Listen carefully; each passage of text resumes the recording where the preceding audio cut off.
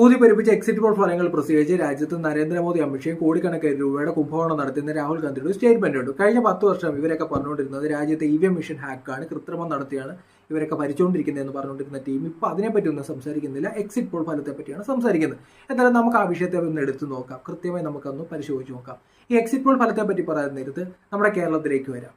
National media വിട്ടിട്ട് നമുക്ക് കേരളത്തിലേക്ക് വരും. കേരളത്തിലും ചില മീഡിയയൊക്കെ എക്സിറ്റ് പോൾ ഫലങ്ങളൊക്കെ പ്രസിദ്ധീകരിച്ചിട്ടുണ്ടായിരുന്നു. കേരളത്തിൽ BJP സീറ്റ് ഉറക്കില്ല, അവരിപ്പോഴും ആനമുട്ടയായിട്ടിരിക്കും, മുരളീധരൻ ജയിക്കും എന്നാണ് അവർ പറഞ്ഞത്.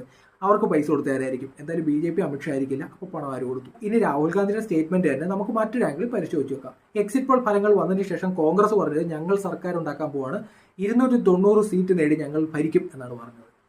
അപ്പോൾ കുറച്ച് കോൺഗ്രസ്സുകാരെങ്കിലും ഇൻവെസ്റ്റ് ചെയ്യാൻ പോയി കാണത്തില്ലേ? അവരുടെയും പൈസ പോയി കാണത്തില്ലേ? അവിടെ ഒരു കുംഭകോണം നടന്നില്ലേ?